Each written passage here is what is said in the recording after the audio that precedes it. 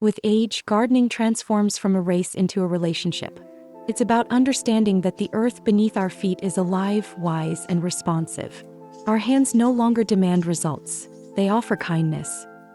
Today we'll explore 25 soil wisdoms that every gardener over 60 can embrace, nurturing not just plants but themselves and the land they tend. 1. Soil is a storybook, not a science lab. As we age, we start to notice the subtleties. The same is true for soil.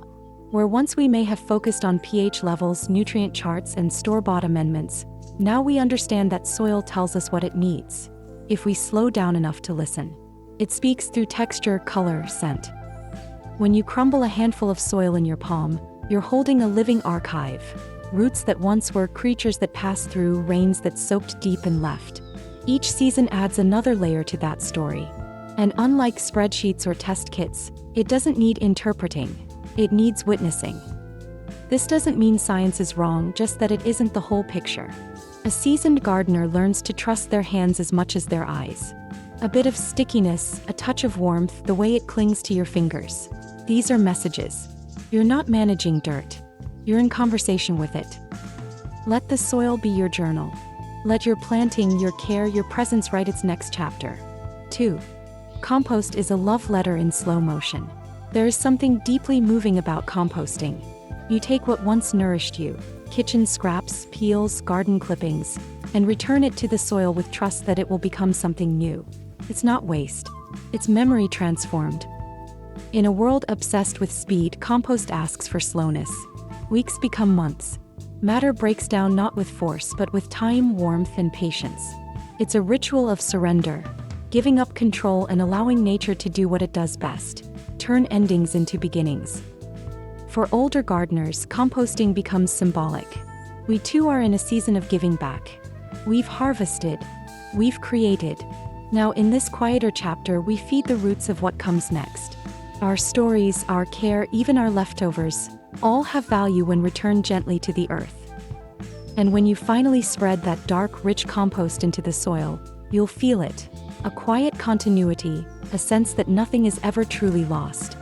3. The soil remembers your knees. Your body is part of the garden's ecosystem. The older we get, the more we notice every bend, every strain. And the garden notices too. It adapts when we allow it. Raised beds aren't shortcuts, they're kindnesses. Garden stools, kneeling pads, wide paths. These are not concessions but celebrations of wisdom. We no longer need to push through. Instead, we move in rhythm with our joints and breath. We find tools that extend our reach, surfaces that ease our steps, and methods that spare our backs. Not to limit us, but to extend our joy in the garden for many more seasons. Soil under your knees once meant determination. Now it means relationship. You kneel not to conquer but to connect. You rest not because you're tired but because the moment invites stillness. Gardening with age is not about doing less. It's about doing smarter with reverence for both body and land. For soil breathes when you do less. The impulse to dig, flip, and till is strong. Makes us feel useful, productive. But with time comes a new lesson. Soil thrives with gentleness. The networks beneath, fungi, microbes, worms, build entire civilizations when left undisturbed. Aggressive tilling tears through these threads of life. In contrast, a garden that's gently aerated with a fork, or simply layered with organic matter, develops richness from the top down. Like breathing slowly through your belly, the soil expands in quiet ways. Try stepping back. Instead of digging, mulch. Instead of clearing, add. Let decomposition do the work. Let gravity and rain slowly pull nutrients downward. You're not abandoning care, you're evolving it. Healthy soil isn't a result of control. It's a result of trust. 5. Mulch is nature's blanket. In your later years, warmth matters more. Cold clings to the bones. The soil feels this too. Mulch is the gentle protection it needs, not just for insulation but for confidence. A mulched bed doesn't fear drought, erosion, or frost. It sleeps peacefully. More than protection, mulch is nourishment. Straw, wood chips, leaf mold, they all break down, feeding the invisible life below. Mulch slows evaporation, muffles weeds, and keeps roots steady. It's not just a topping, it's a partnership. There's comfort in laying mulch, especially when done slowly, mindfully. the sound of it falling, the pattern of coverage. It's as close to tucking in your garden as one can get. You're not rushing toward results. You're offering safety. And in return, the soil thanks you with resilience, abundance, and peace. 6. Worms are quiet teachers. There's something humbling about seeing a worm in your soil. They don't shout their importance. They simply work steadily, invisibly. Their presence is a sign that the ecosystem is alive and trusting. Worms don't live where the soil is angry, compacted, or poisoned. They only stay where they're welcome. Worms do more than digest. They aerate, mix, and enrich. They create tunnels that roots follow. Their castings are like gold to your plants, rich, balanced, and slow-releasing. And yet they ask for very little in return. Just a bit of moisture, organic matter, and peace. As a gardener, your job is not to control the worms, but to host them. Let your soil be soft, not tilled. Feed it gently. Avoid synthetic chemicals. When you find a worm while planting, thank it. You are not alone in the care of your garden. And if you sit quietly long enough, you'll feel it. They're teaching patience, teaching trust, teaching that good things grow quietly beneath the surface. 7. Water the soil, not the plant. In our younger years, we're often tempted to spray from above, quickly, broadly, watching the leaves shimmer. But over time we learn, it's not the leaves that need the water. It's the roots. It's the soil, the invisible world that holds everything in place.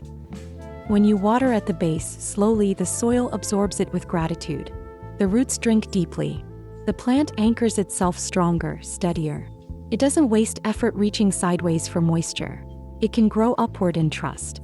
And you, in turn, use less water and get more resilience. This approach mirrors how we care for ourselves later in life. Surface refreshment is nice, but what really sustains us comes from deeper nourishment. Rest, quiet, intention. The same is true for your garden. So the next time you lift your watering can, aim low. Water slowly. Let the soil drink, and you'll see the difference in the life that follows. 8. Let leaves lie longer. Autumn comes with its usual whisper. Time to clean, to rake, to tidy up before the cold. But older gardeners know that nature doesn't see fallen leaves as mess. She sees them as promise.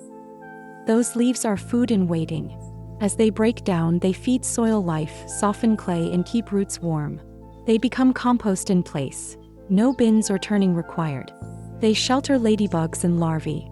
They create safe nests for creatures small enough to go unseen. There's also an emotional rhythm to leaving the leaves.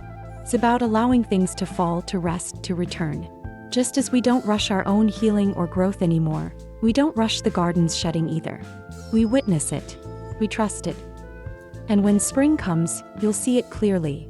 The richest, softest soil lives where the leaves were left alone. 9. Stop pulling, start snipping. Weeds happen.